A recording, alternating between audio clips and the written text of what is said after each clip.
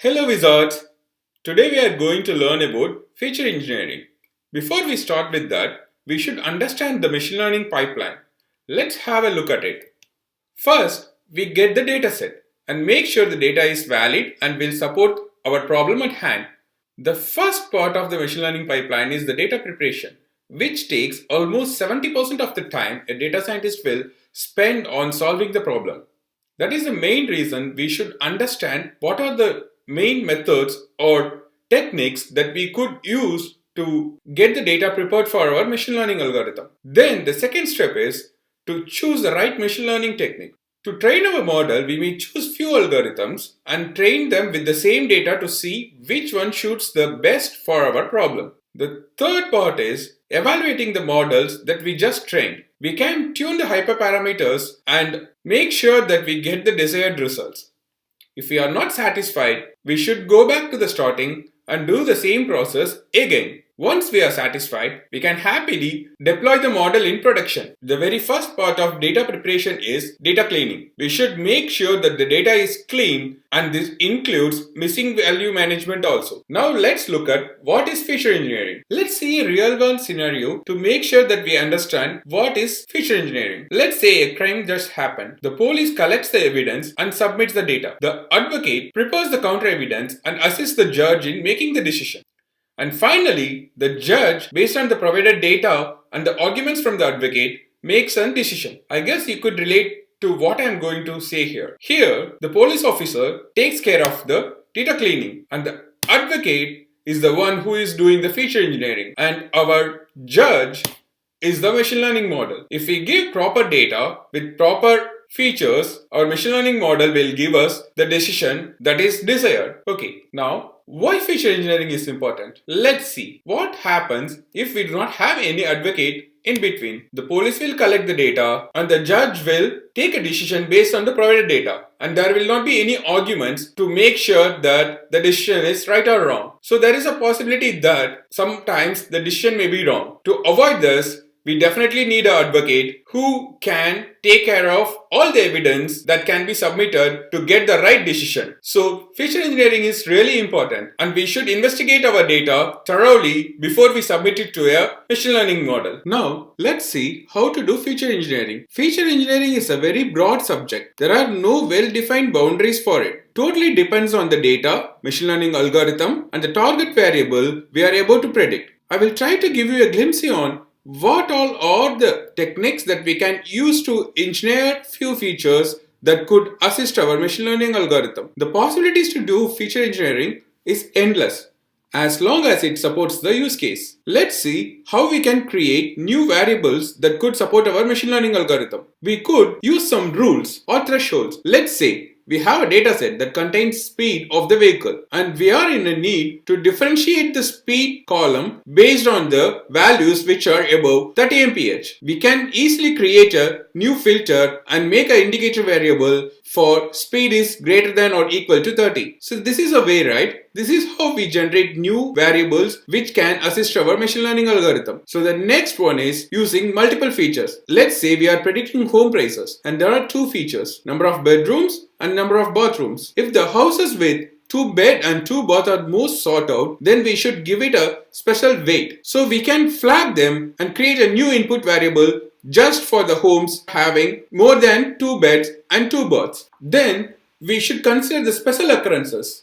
Let's say we are predicting weekly sales, and we should definitely consider long weekends and Black Friday and all other local festivals which may affect the sales. And the next one is using group of classes. For example, if we have a categorical variable and they can be grouped together for a new variable, we could create some temporal variables. So what is temporal variables? It is just the variables which we can differentiate based on the time. The temporal variables will be mostly helpful when we are dealing with the time series database. Let's say we are going to predict kayak rentals, and we are having some groups of features. Let's say A, weather, holiday, weekday and weekend features. Now for feature B, we could use the number of kayaks that were rented in each of the previous 12 hours, and C for the same thing for the last 12 days, and for D the same thing for the last 12 weeks. Now let's see the comparison. If we use the feature just A with our machine learning algorithm, our mean absolute error is 89.7,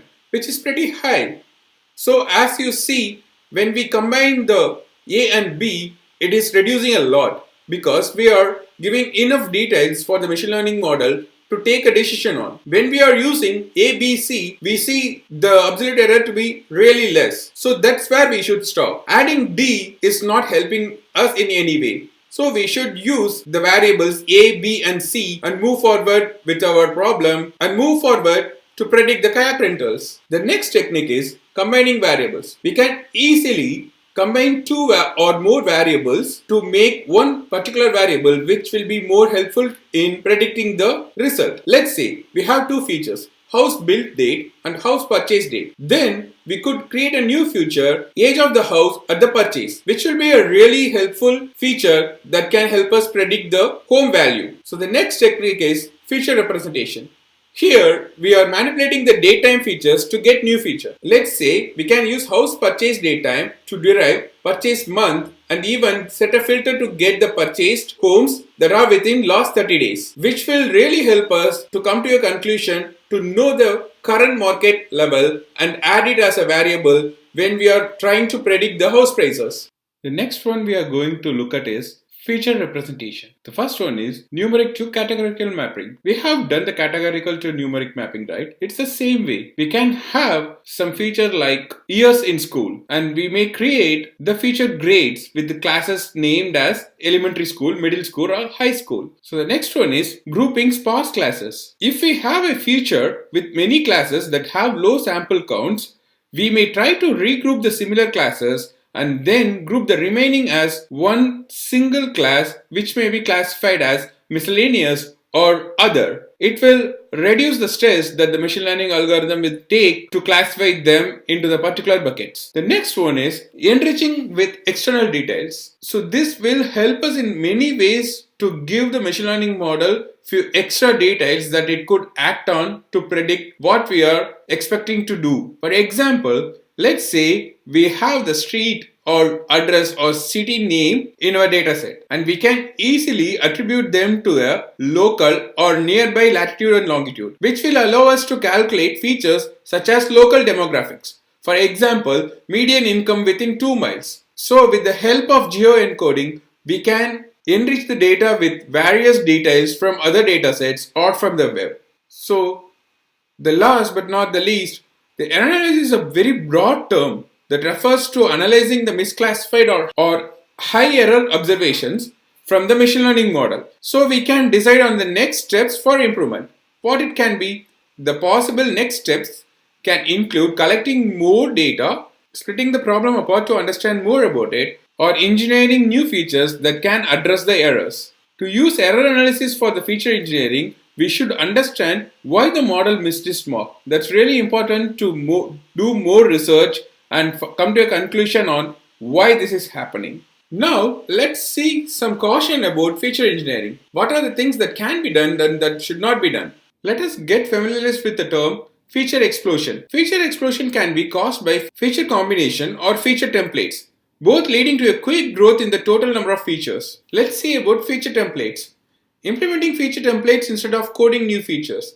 This is like using a template that is already available, which may not be really relevant to the problem that we are facing right now. So we should always understand the problem that we have and generate features which will be helping the problem instead of using some templates. The same goes for the combinations.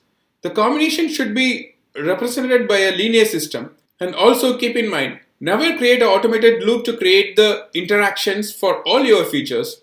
This will lead to the feature explosion, which will give like a lot of features which will take more amount of time for the model. The next one, the engineered feature should definitely have some potential to be predictive. It's not like we can create more number of features and get a better results.